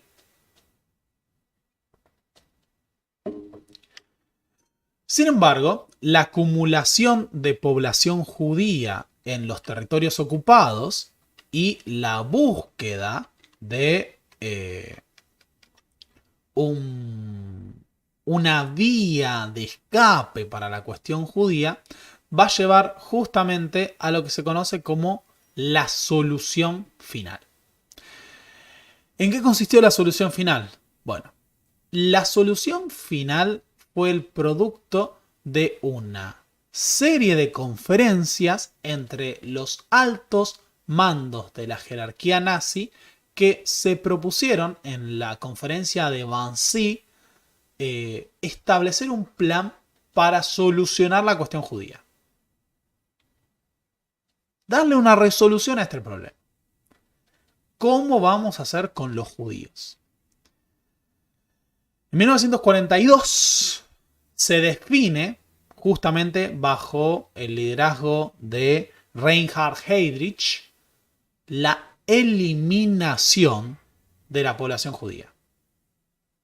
Reinhard Heydrich había sido líder de la Gestapo y era el ministro de seguridad de Hitler y va a ser uno de los responsables de planificar el exterminio sistemático del conjunto de la población judía. Es así que a principios de 1942 se considera una serie de documentos establecían en febrero del 42 el procedimiento a la deportación definitiva de la población judía, ya no a campos de trabajo forzados, sino el reacondicionamiento de estos y la deportación a campos de exterminio. Es así que desde 1942, si bien ya existían los campos de concentración, se empieza a aplicar el principio de la solución final, que se basa en lo que a futuro va a ser conocida como la acción Reinhardt, cuando se produzca el asesinato de Reinhard Heydrich por parte de un comando partisano, que va a consistir en el exterminio sistemático de toda la población a partir de su deportación a los principales campos de concentración-exterminio, entre ellos Auschwitz y Treblinka. Así, la población judía en los territorios ocupados por los nazis e incluso en el gueto de Varsovia empieza a ser movilizada de manera masiva para ir en vagones sellados, sin alimentos, oxígeno y sin espacio para hacer sus necesidades, a los campos de concentración y exterminio del nazismo. Cientos de miles de personas movilizadas a lo largo de los siguientes 2 años con el propósito de ser exterminadas físicamente. Uno de los principales destinos de los habitantes del gueto de Varsovia va a ser Treblinka, pero también van a ir a Auschwitz. En estos campos de concentración, como ya es Vox Populi, van a enfrentar una forma de muerte industrializada que supera todo lo que se les puede ocurrir. Esto está muy bien representado, obviamente, en Descenso a los Infiernos de Ian Kershaw y en la dictadura nazi. En Auschwitz van a ser asesinados 1.100.000 personas. Del 1.100.000 personas que van a ser asesinados en Auschwitz, 1.000.000 son judíos. Las deportaciones desde el gueto de Varsovia a los campos de exterminio no eran deportaciones tan pacíficas, sino que se llevan adelante redadas. Más o menos o no con la colaboración de los Judenrat, es decir, de los consejos judíos, ingresaban comandos de las SS y se llevaban población, con resistencia, con enfrentamientos. O sea, muchas veces las propias redadas de población dejaban saldos importantes de muertos. Así, desde junio del 42 se inicia la deportación masiva de la población del gueto de Varsovia a los campos de concentración y exterminio. El gueto de Varsovia, en su momento más poblado, había tenido 470.000 habitantes. Y ese número empieza a mermar. De a poco, la población judía del gueto de Varsovia es enviada a estos campos a ser exterminados. Dado el hermetismo, la falta de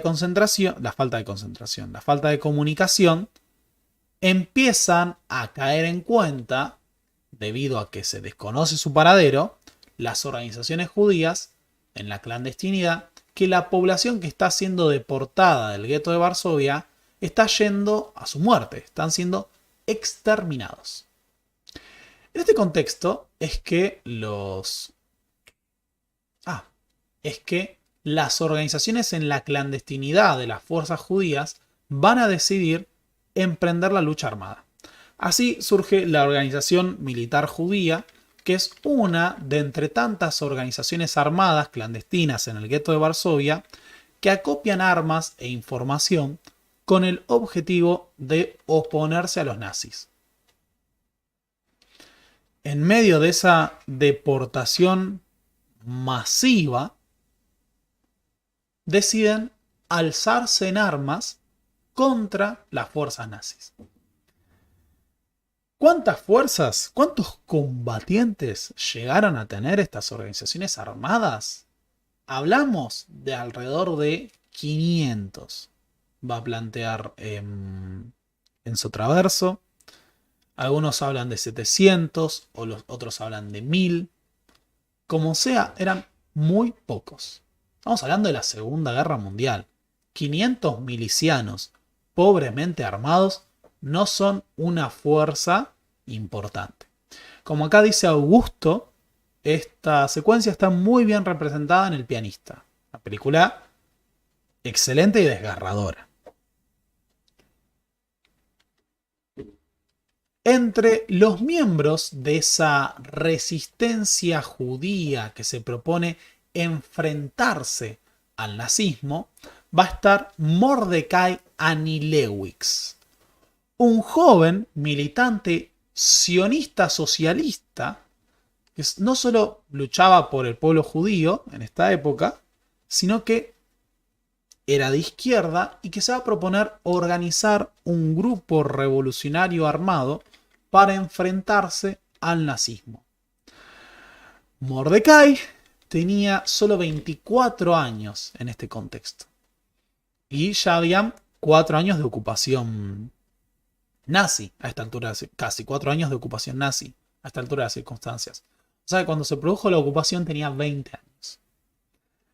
Mordecai, junto a otros milicianos, acopian y roban armas, preparan explosivos caseros y se preparan para enfrentarse al ejército alemán.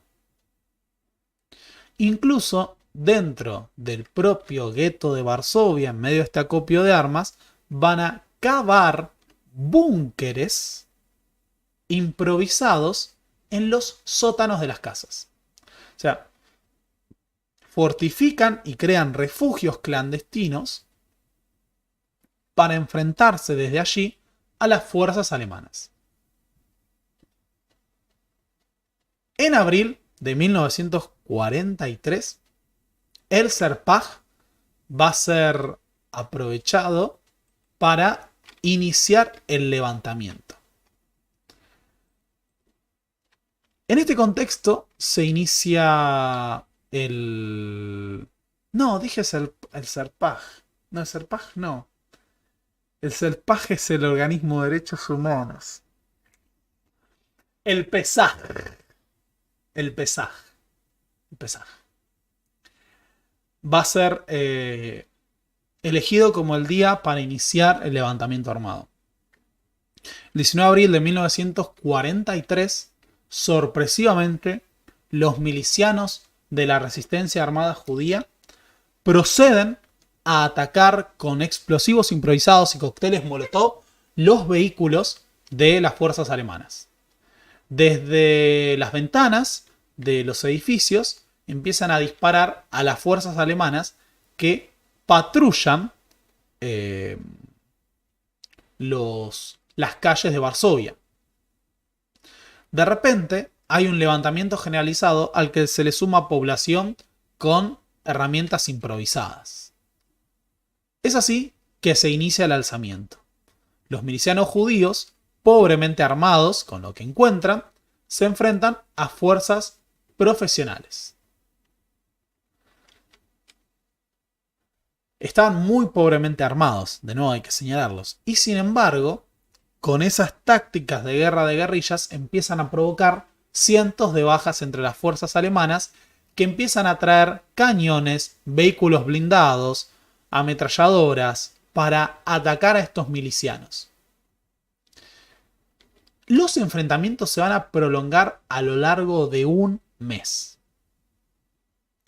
Las fuerzas alemanas bombardean las casas que estaban habitadas también por población civil no combatiente. O sea, a esta altura de las circunstancias había unas 60.000 personas viviendo en el gueto de Varsovia de las 570.000. Eran los últimos, eran conscientes de que algo estaban ocurriendo y que los estaban exterminando. Con la última voluntad de lucha que quedaba, van a enfrentarse al nazismo en una lucha absolutamente despareja, en la que realmente no existía la posibilidad de ganar. Los nazis, para enfrentar a las fuerzas del gueto de Varsovia, terminan prendiendo fuego a las casas, los edificios y los barrios enteros donde se encontraban los milicianos. Es decir, directamente prenden fuego al gueto de Varsovia con toda la población civil, no combatiente, no armada, que hubiera dentro.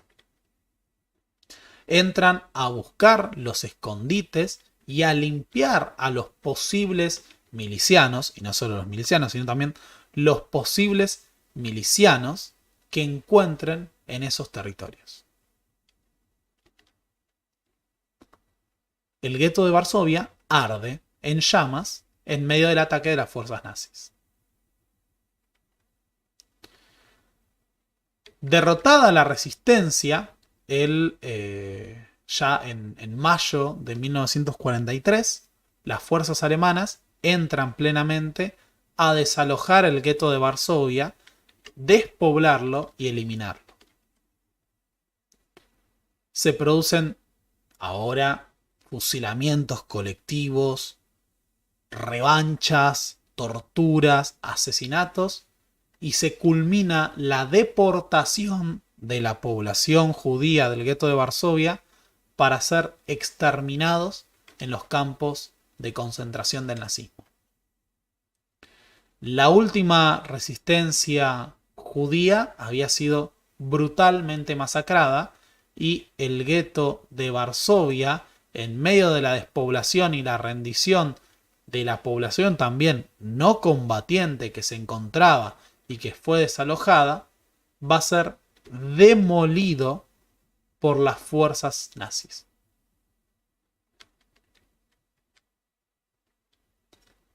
O sea que esa última resistencia de milicianos armados dirigidos por Mordecai Anielewicz va a ser aplastada. Y Mordecai Anielewicz va a ser asesinado en los enfrentamientos. El levantamiento del gueto de Varsovia representó la mayor muestra de resistencia entre montones de prácticas de resistencia que incluyeron el ocultamiento, las redes de solidaridad, los intentos de preservación de la cultura judía, los intentos de resistencia simbólica, la reunión de información. Pero este fue el mayor levantamiento armado protagonizado por la población judía que estuvo dispuesta a resistir a la ocupación alemana y al exterminio que iban a enfrentar en los campos de concentración. La pregunta sería, ¿por qué levantarse en armas si sabías que ibas a perder? ¿Por qué levantarse en armas? 13.000 personas fueron asesinadas en el levantamiento del gueto de Varsovia. Pensemos que los alemanes enfrentaron unos cientos de bajas, pero mataron a 13.000 personas en represalia. Había 500 milicianos en un cálculo, y si quedamos en un cálculo muy generoso, 1.000. Y sin embargo asesinaron a 13.000 personas cuando reprimieron el levantamiento. ¿Por qué?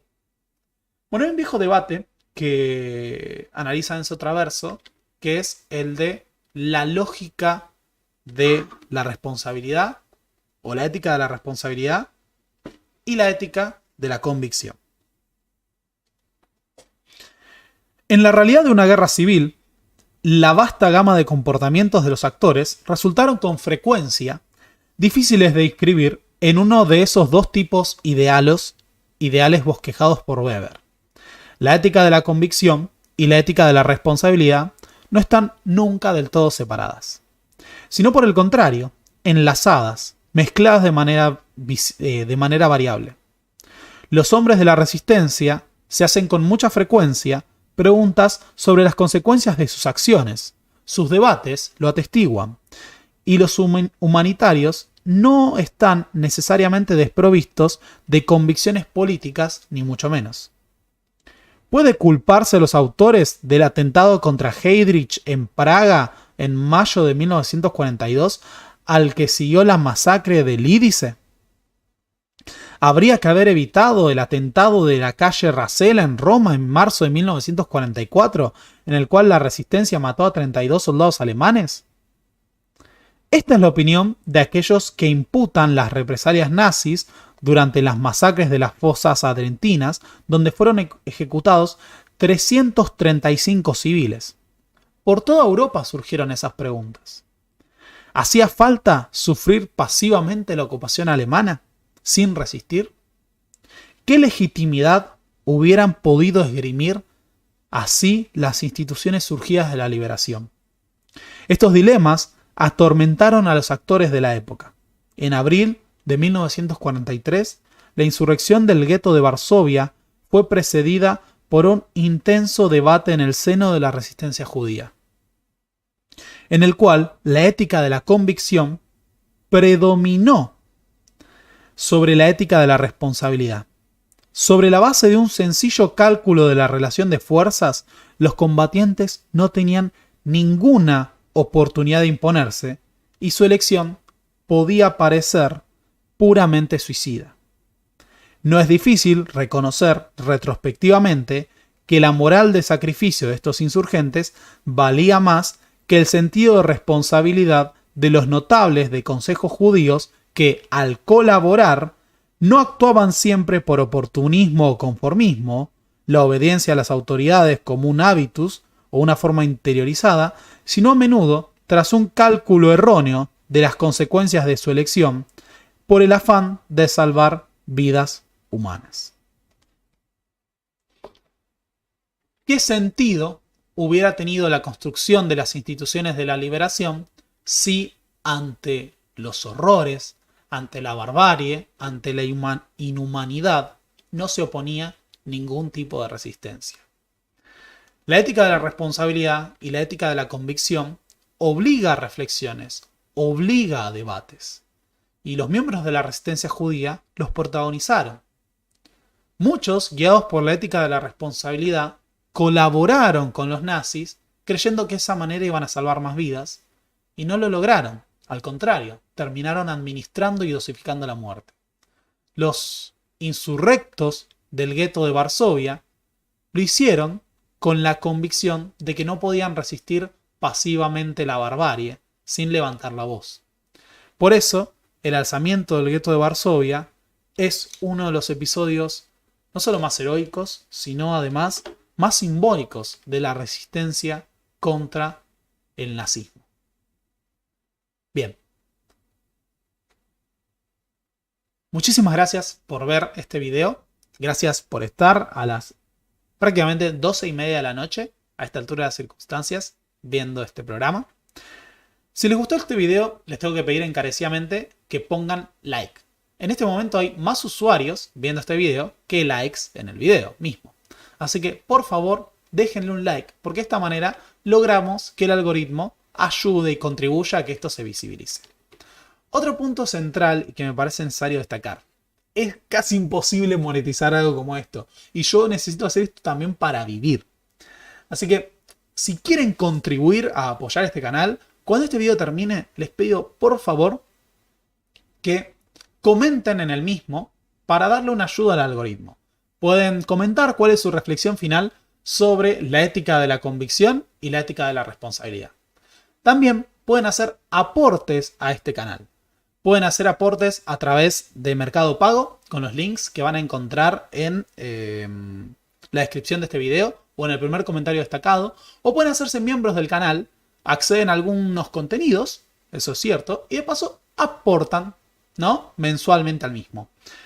Aquellos que están haciendo aportes a Mercado Pago, en cuanto resuelva algo, van a recibir un contenido especial que va a estar disponible para ustedes como un reconocimiento a su apoyo. De todas maneras, si no, ¿qué pueden hacer? Pueden evangelizar, pueden seguirme en mis redes, pueden seguirme en Pablo Bordaok en Twitter, en Pablo Bordaok en Instagram, en el Profe Borda en Instagram, y seguir contribuyendo a la difusión de este proyecto, ya que lo necesitamos. Por otro lado, les quiero recordar a aquellos que sean de zona oeste o de las regiones aledañas que el viernes que viene voy a estar en... olvidé el nombre. Se me fue. Bartolina, en Morón, haciendo mi show Grandes Boludos en la Historia. Y aquellos que estén en Capital o se puedan desplazar para Capital, el 29 voy a estar en Caras y Caretas, Venezuela 330, para hacer el Día del Trabajador. Una fecha especial. Así que la semana que viene tenemos video en vivo, por supuesto. Pero además tenemos dos funciones. Viernes que viene función, no este viernes, el viernes 28 y sábado 29 función. Así que, sin más comentarios, muchas gracias por ver este video, muchas gracias por estar el día de hoy y por el apoyo que me dan siempre. Un abrazo enorme. Mañana hay Café Millennial, así que hasta la próxima, amiguitos.